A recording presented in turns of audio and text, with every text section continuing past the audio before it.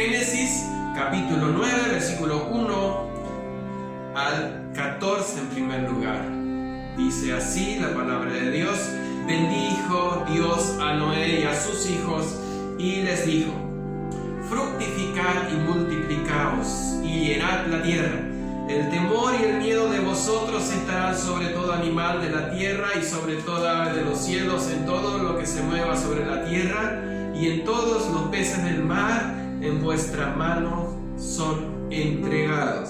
Todo lo que se mueve y vive os será para mantenimiento, así como las legumbres y plantas verdes os lo he dado todo. Pero carne con su vida, que es su sangre, no comeréis. Porque ciertamente demandaré la sangre de vuestras vidas de mano de todo animal, la demandaré, y de todo hombre de mano del varón su hermano demandaré la vida del hombre. El que derramare sangre de hombre, por el hombre su sangre será derramada, porque imagen de Dios es hecho el hombre. Mas vosotros fructificad y multiplicaos, procread abundantemente en la tierra y multiplicaos en ella. Y habló Dios a Noé y a sus hijos con él diciendo: he aquí yo establezco mi pacto con vosotros y con vuestros descendientes después de vosotros, y con todo ser viviente que está en vosotros o con vosotros, aves, animales y toda bestia de la tierra que está con vosotros, desde todos los que salieron del arca hasta todo animal de la tierra. Estableceré mi pacto con vosotros y no exterminaré ya más toda carne con aguas de diluvio, ni habrá más diluvio para destruir la tierra. Y dijo Dios: esta es la señal del pacto que yo establezco entre mí y vosotros. Todo ser viviente que está con vosotros por siglos perpetuos, mi arco he puesto en las nubes, el cual será por señal del pacto entre mí y la tierra. Y sucederá que cuando haga venir nubes sobre la tierra, se dejará ver entonces mi arco en las nubes.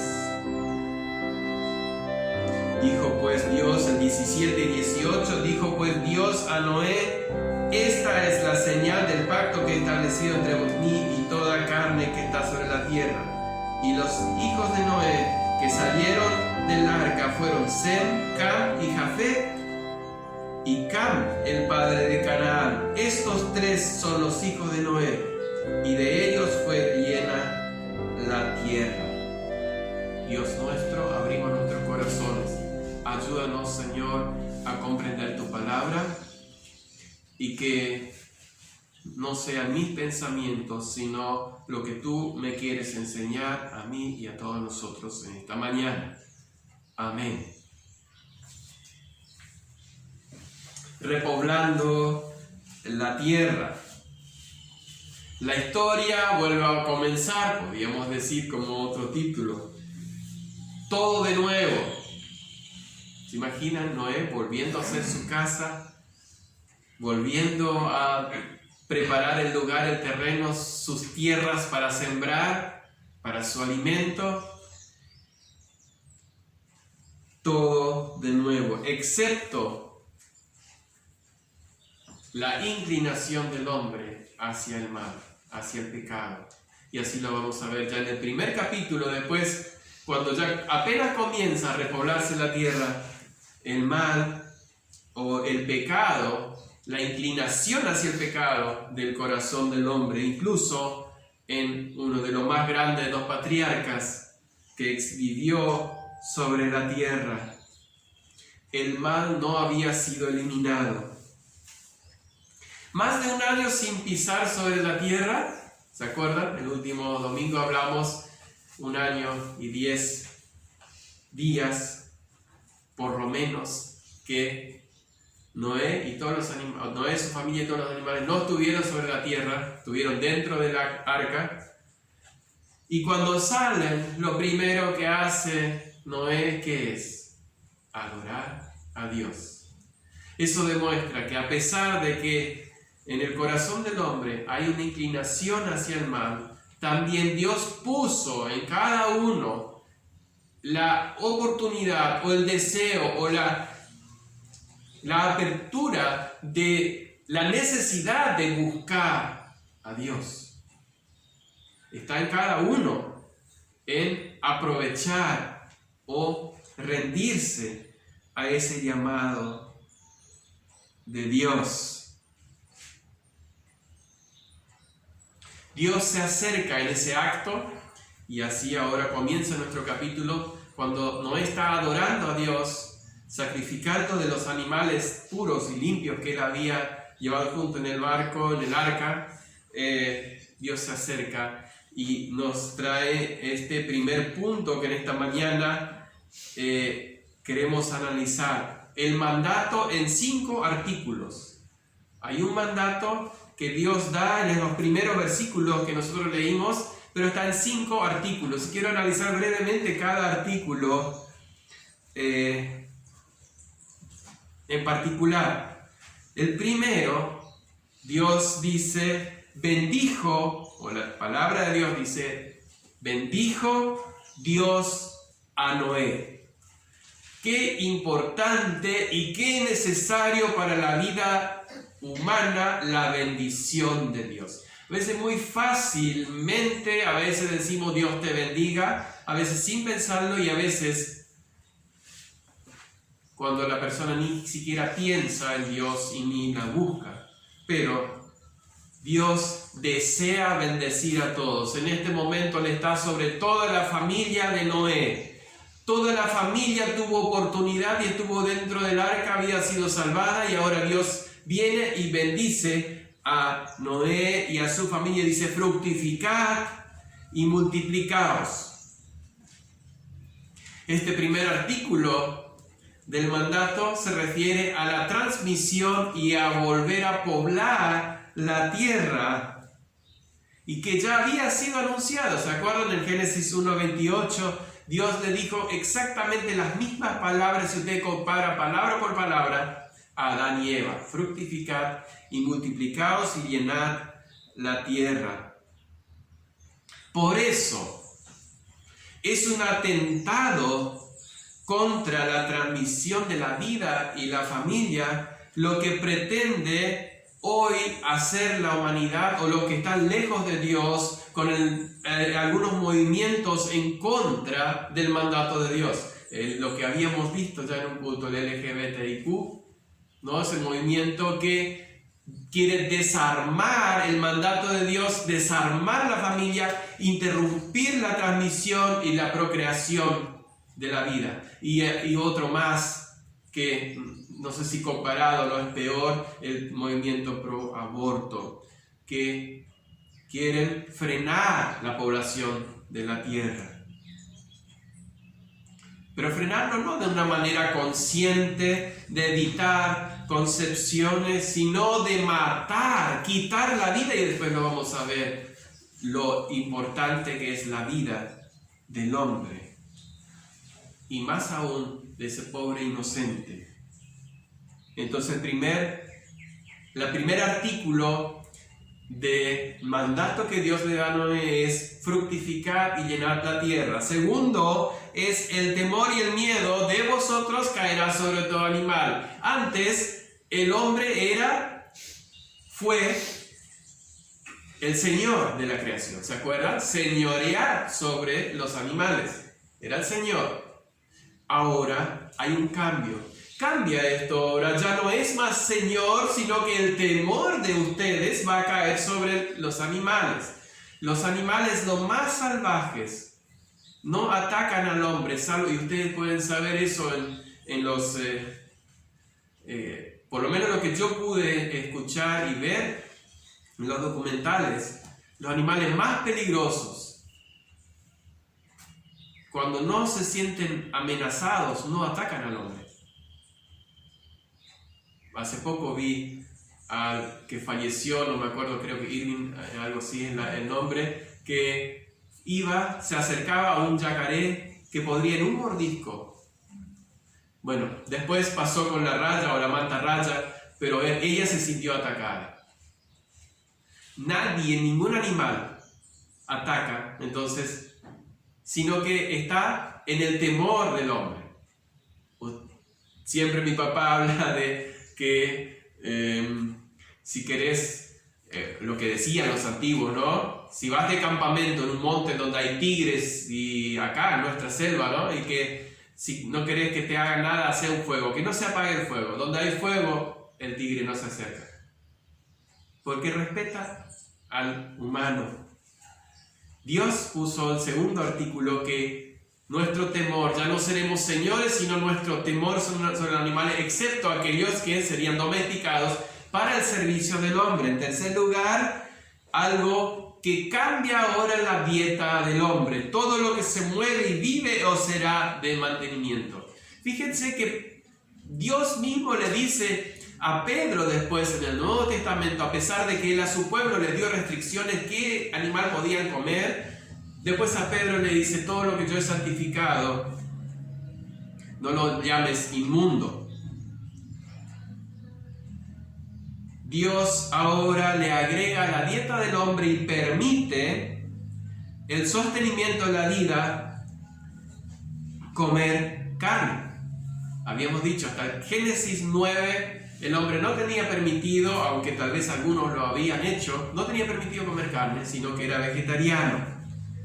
Dios permite, tal vez por las condiciones más extremas y las necesidades que tenía el hombre ahora, porque empieza a haber frío, calor, la siega de la sementera ya no era continua, sino que en verano, en la primavera se sembraban, el verano depende, ¿no? Que producto de la tierra, entonces algún momento el hombre no iba a tener, o porque una inundación o porque una sequía, el hombre iba a necesitar alimentarse de otra cosa. Dios permite alimentarse de carne. Esto es algo que yo tomo como conclusión, porque Dios lo permite. Pero hay una restricción, fíjense lo importante, y yo creo que eso se da a la mano con el quinto. El cuarto dice: pero carne con su vida, que es su sangre, no comeréis. La sangre en la sangre está la vida, dice Dios. Así que no comeréis lo ahogado, o sea, siempre la carne fue en todos los antiguos, cuando se mata un animal, dejar que la sangre salga y no comer la sangre junto con su carne. Eso es un mandato de Dios, fue muy específico en los mandamientos, pero en el Nuevo Testamento, y no todos los cristianos aquí están de acuerdo, no entro en dogma, no quiero ser dogmático, pero yo entiendo que lo que es sangre, los cristianos no deberíamos comer. Yo entiendo lo que Pedro y Jacobo dijeron en el primer concilio, dijeron el mandamiento de, eso está en Hechos 15:20, ¿sí? Lo leemos, es interesante, es importante. Algunos creen que después Pablo autoriza igual poder comer sangre. Yo no lo entiendo así, pero no soy nadie para dar una doctrina sobre esto. Dice, sino que se les escriba que se aparten de contaminaciones, esto es, a la iglesia de los gentiles, que somos nosotros, de los ídolos, de la fornicación, de ahogado y de sangre. Y dije que este cuarto artículo del mandato de Dios está conectado con el quinto, porque precisamente yo creo que está para dejar demostrado la importancia de la vida, porque la vida está en la sangre, la vida del hombre. Creo que el peor pecado es quitar la vida de alguien, y eso es lo que Dios también dice, precisamente eso es lo que Dios dice: ciertamente demandaré la sangre de vuestras vidas. Un nuevo poder para proteger la vida. Ahora hay un mandamiento. Antes, cuando Dios le habla a Caín, Caín decía que grande es su pecado, y que Dios le dice: no voy a hacer la señal que nadie te va a matar, porque no había un mandamiento específico. Pero ahora aparece un mandamiento específico que después se cumple, que el hombre que quita la vida intencionalmente a otro tendría que entregar su vida. Eso fue. Incluso hoy todavía en algunos países existe esta condición o este juicio, mejor dicho. Incluso en el capítulo 13 de Romanos 4, fíjense que Pablo, inspirado por el Espíritu Santo, dice lo mismo, y aquí yo creo se toman en algunos, como en Estados Unidos, en algunos estados, que todavía existe la pena de muerte. 13:4, porque es servidor de Dios para tu bien. Está hablando de la autoridad que Dios puso en el mundo. Pero si haces lo malo, teme, porque no en vano lleva la espada, pues es servidor de Dios y vengador para castigar al que hace lo malo. Dios establece la autoridad humana pública, mejor dicho, una autoridad pública, para defender la vida humana. Defender la vida humana de esa manera es sostener o cumplir el deseo de Dios y de elevar a un grado mucho más arriba el valor de la vida humana. El que derramara, versículo 6, el que derramare sangre de hombre, por el hombre su sangre será derramada.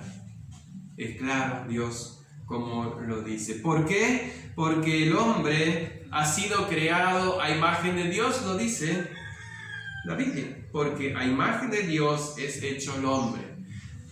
Aunque se haya degradado, aunque se haya declinado tan grandemente la imagen de Dios formada en nosotros, seguimos teniendo una parte de esa imagen de Dios y eso nos hace tan valioso delante de los ojos de Dios. Por eso todo lo que es el derecho a la vida es un derecho dado por Dios. Porque la vida tiene un alto valor delante de Dios y un atentado hacia la vida del hombre, aunque sea antes de nacer, es un atentado que envuelve una terrible criminalidad a los ojos de Dios. Ahora pasemos al segundo punto, que es el pacto de Noé y sus descendientes. En la primera parte él le da un mandato con 5 artículos, pero dentro de ese mandato, del pacto está ese mandato. ¿No? Dios hace el pacto y primero le da el mandato y después él dice su parte. La primera parte es el mandato hacia Noé y sus hijos, y ahora lo que Dios hace con ellos. Fíjense, no lo vamos a leer todo, pero cuando ya lo leímos hoy, ¿no? El versículo 9 al 17, como él explica a Dios y da todos los detalles que significa el arco iris. Primer punto podemos decir, y eso reafirma de que antes del diluvio no había lluvia, no había nubes, no había lluvia, sino que había una sola nube que cubría toda la tierra, lo habíamos dicho ya. Entonces, a partir de ahora aparecen las nubes y el arco. ¿Quién no ha disfrutado e incluso hablado a sus hijos contándole de lo que significa el arco iris?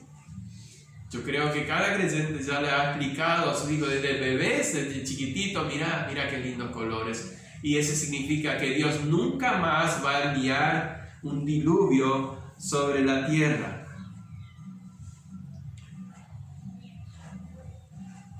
Es un fenómeno tan común y familiar que a veces ya ni le prestamos atención, pero creo que es interesante, es bueno siempre observar y tener en cuenta que Dios hizo una promesa.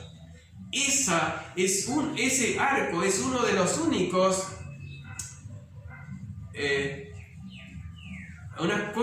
única cosa que es visible de una promesa de Dios, visible que podamos nosotros observar. Tenemos todas las promesas en la palabra de Dios, recibimos las promesas de Dios, pero una promesa tan expresa y hacia toda la humanidad que se cumple y se va a cumplir hasta el final de sus días. Y eso demuestra que Dios no solamente cumple esto, sino también cumple lo demás en su palabra. Si Él cumple este pacto, también cumple lo demás en su palabra.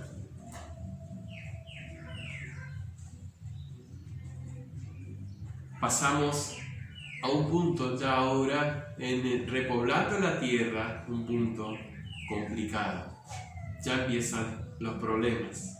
Ya digo, no sé cuántos años habrán pasado, pero el versículo 20 dice que Noé plantó una viña. Noé, después de salir del arca, comenzó de nuevo, como dije, a preparar su chacra, su campo, sembrar y también a plantar y cuidar, cultivar la vid.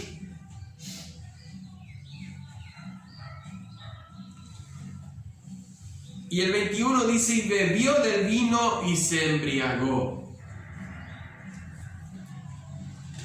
Una mancha, esta única mancha dentro de la vida de este hombre santo y consagrado a Dios que se expresa en la Biblia. Yo creo que un motivo especial tiene la palabra de Dios, no solamente querer como mostrar lo bueno, lo santo que fueron cada uno de sus hijos, sino que también las debilidades que cada uno tenía o tiene, para que también no nos sintamos solos cuando somos tentados y atacados por Satanás.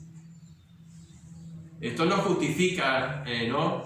lo que hizo Noé. Fue un pecado, porque se embriagó.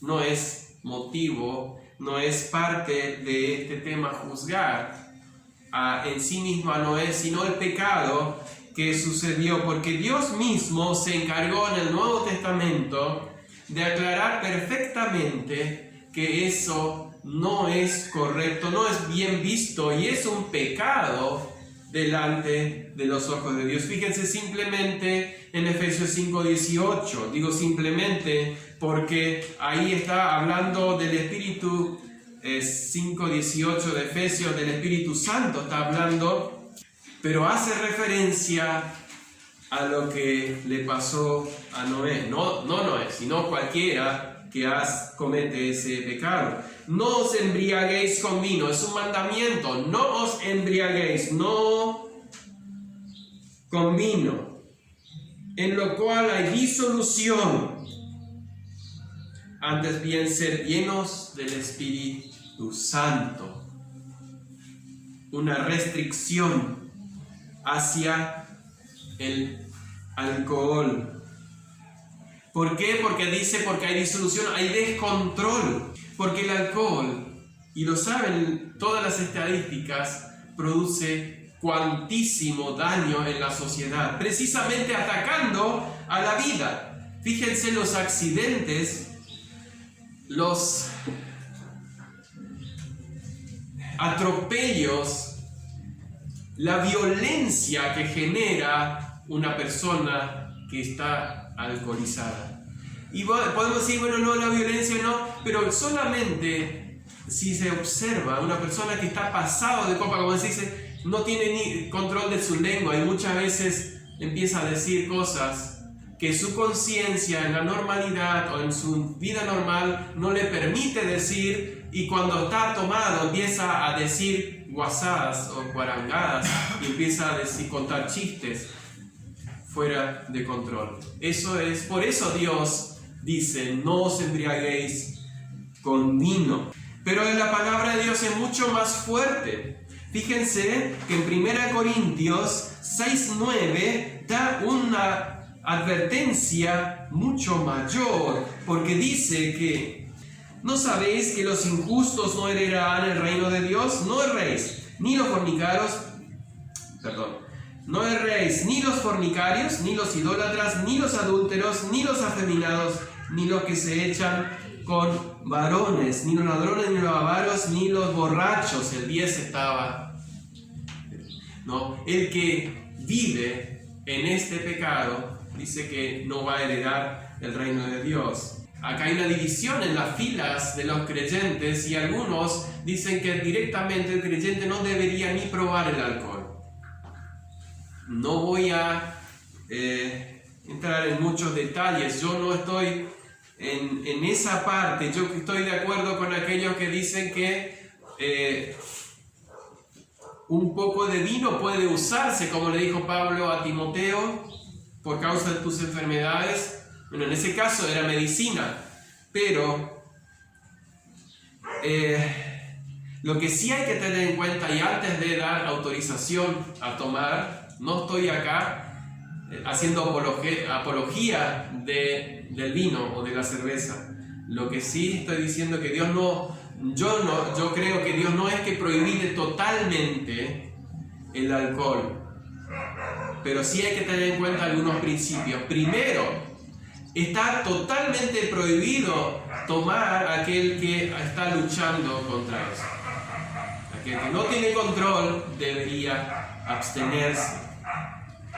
Y en segundo lugar, donde hay una persona en una reunión familiar o donde sea que está luchando con eso, un creyente o una persona, nadie debería tomar alcohol. Así como dijo Pablo, si vaya a causar tropiezo en la vida de mi hermano al comer carne, no comeré carne jamás. No voy a tomar vino ni cerveza si voy a provocar en alguien que está luchando contra eso. Si voy a provocar contra él el deseo de tomar. Esa es una aclaración. Y entonces podemos hacer la pregunta, ¿y cuál es el límite? Creo que alguna vez ya lo dije. Yo creo, en la Biblia no dice cuántas copas ni cuánto alcohol. Lo que sí puedo estarles muy seguro de que no hay una luz roja que nos va a avisar, ya estás tomando demasiado. Yo creo que el límite hay que ponerse antes de tomar. Y si no tenemos el control de poder decir voy a tomar un vaso y después no tomo más, no tomaré ningún vaso. Ese es un principio bien claro. Porque si yo no puedo frenarme después, quiere decir que no tengo control y sí, ahí es un pecado, porque yo no estoy cumpliendo Efesios 5:18. ¿Cuál sería el límite? Bueno, dije, en la Biblia no hay nada escrito, pero creo que es sabio lo que los médicos, la sabiduría que Dios le dio a los médicos, y en la mayoría de los países, no así acá en Posada, por ejemplo, para manejar no debes tener nada, pero a nivel nacional y en algunos países, medio gramo de alcohol en sangre está permitido. Yo creo que eso tiene un motivo. ¿Cuál es el motivo? Que después de eso ya no podés tener control sobre el volante. O podés perder, mejor dicho, después de eso podés perder el control sobre el volante. Y si podés perder el control sobre el volante, también podés perder el control de la lengua, el control de los pensamientos y de las acciones. Entonces, yo creo que es un principio bastante, no sé si claro decir una forma, no, una medida, mejor dicho, sería lo que es medio gramo. No tengo acá las cantidades que sería, pero creo que era medio vaso de vino y un vaso de cerveza, o un vaso de cerveza. Lógico, cada uno es responsable y tiene autoridad sobre su propia vida. ¿Cuánto? Es decir, y alguno puede decir, ¿tan poco? Bueno, yo no voy a entrar en discusiones, pero sí es mi deber explicar lo que yo entiendo y lo que Dios revela, o lo que yo entiendo de lo que Dios revela en su palabra y lo que Él nos da como mandamiento. Si tiene algo, un porqué. ¿Por qué? Fíjense en segundo. ¿Qué pasó? Nuestro cuarto punto. Cam deshonra a su padre. Versículo 24. Génesis 9, 24. Y despertó Noé de su embriaguez y supo lo que había hecho su hijo más joven. ¿Qué había hecho?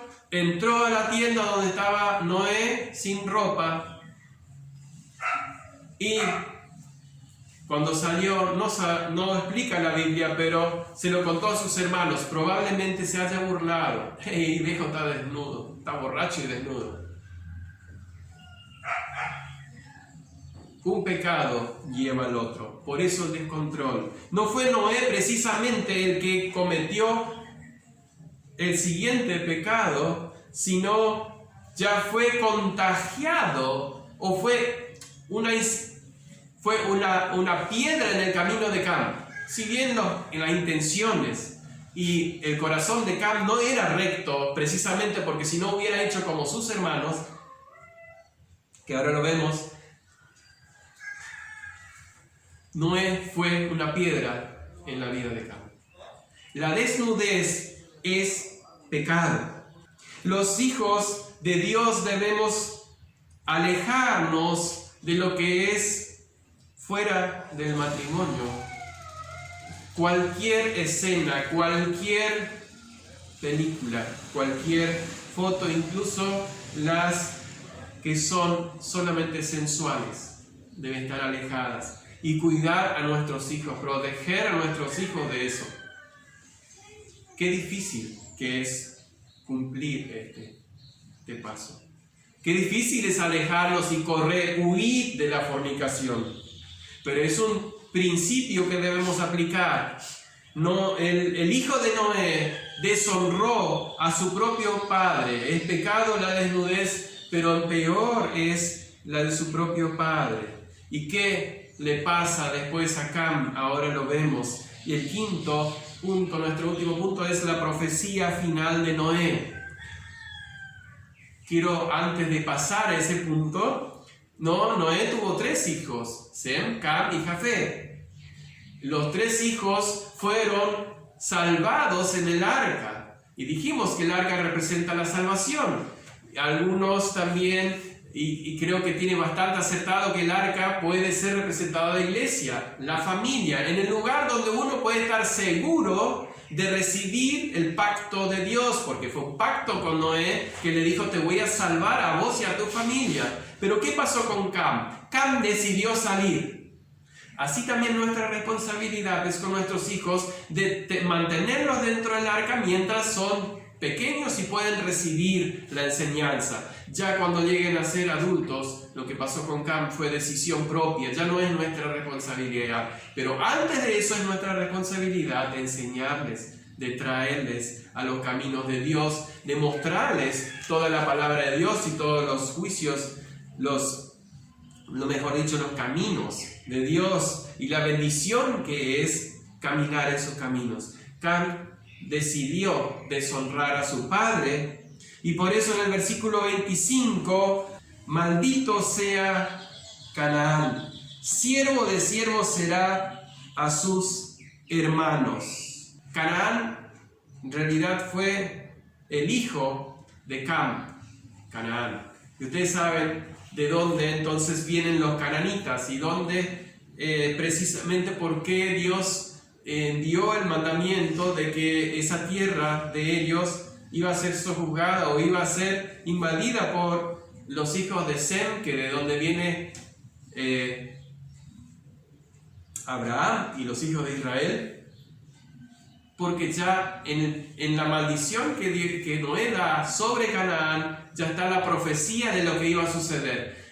Estuve buscando un poco quiénes todos, de qué lado, hacer un paréntesis, ¿no? ¿Qué parte de la tierra poblaron cada uno de los 3 hijos? Bueno, se fueron un poco mezclando, pero Canaán o Cam pobló Egipto, todo lo que es Canaán y lo que es África. Y no sé si conscientemente o inconscientemente, ¿qué pasó hasta hace poco, hasta el siglo pasado, antepasado? con los africanos? ¿Qué hacían con ellos?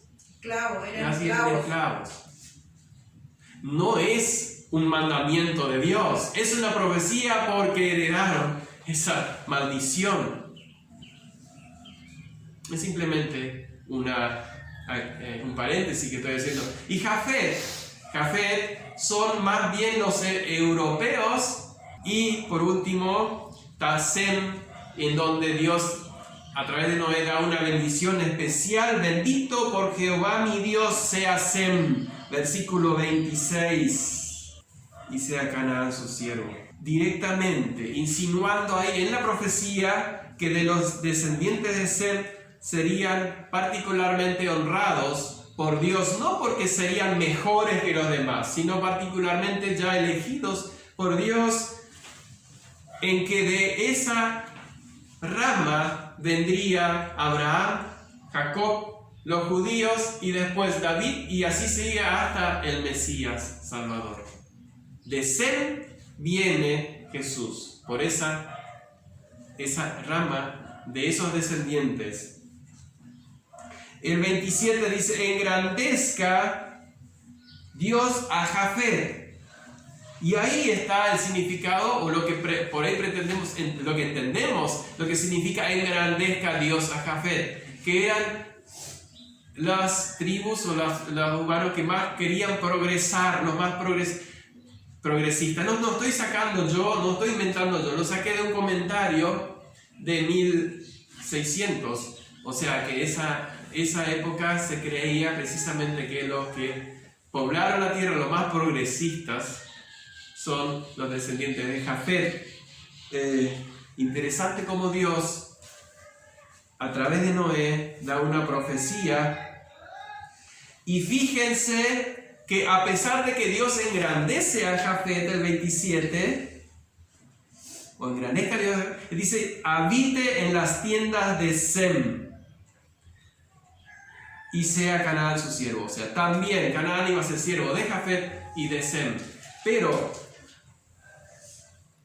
que Jafet iba a poder vivir en las tiendas de Sem. ¿Qué significa esto? Que todos los humanos, especialmente iba a ser de Jafet, tendrían lugar dentro de la tienda de Sem, del tabernáculo de Dios con los hombres que es en Jesús. Todos nosotros tenemos lugar para ir dentro de la tienda, dentro de esa profecía que da Noé, que tenemos en Jesús. Todos tenemos la oportunidad de venir. Y eso tampoco están incluidos en África. Hay grandes iglesias en África y hay grandes siervos de Dios que son africanos, pero en general se está hablando, ¿no? De la raza en general. Una profecía que se cumplió tal cual como Dios lo dio a través de Noé. Jesús vino a cumplir y abrirnos la puerta de la tienda para que nosotros podamos tener entrada y junto con los hijos de Sem disfrutar de las bendiciones que Dios preparó en Cristo Jesús allá en los lugares celestiales, abriendo el camino a través del velo de su cruz, la oportunidad para que podamos acercarnos a Dios. Esta es la segunda profecía importante de la salvación a través de uno de los hijos de Adán, que iba a ser el postrer Adán, el último Adán, el perfecto y cumplido Hijo de Dios, trayendo la salvación. Todos los hijos de Noé necesitamos la salvación, pero hay también la libertad y la oportunidad, así como lo tuvieron los tres hijos, de tomar la decisión. Cam entró a la tienda, vio y se burló. Jafet y Sem tomaron la ropa y andando hacia atrás cubrieron la desnudez de su padre. Cada uno es responsable delante de Dios lo que hace. Simplemente necesitamos nosotros advertir y traer la ley de Dios y la gracia de Dios, mostrando la gracia de Dios que Él espera de cada uno de los humanos. Pero cada uno es responsable. Cam lo hizo por decisión propia, así también como Sem y Jafet, por decisión propia, no deshonraron a su padre. El pecado está en la puerta, pero es decisión tuya, como le dijo Dios a Caín, es que si lo obedeces o no. Y para terminar, simplemente cerrar, que Noé quedó también registrado en la galería de los héroes de la fe. Hebreos 11, ¿no es cierto? Leímos hoy el versículo 7. Demostrando que Dios acepta al que se acerca a Él con fe y perdona los pecados, el que busca restaurar su comunión con Él, aunque haya pecado y se haya alejado y haya cometido una infracción de la ley que Dios mismo ha establecido para bien del hombre. Es la única oportunidad de ponernos a cuenta con el Dios Todopoderoso, porque Él mismo abrió esa tienda y la plantó para que toda la humanidad pueda buscar el perdón de pecados. Es la única manera de poder llegar a Dios a través de Jesús, nuestro Señor y Salvador. Gracias, Señor, porque en cada palabra registrada en la Biblia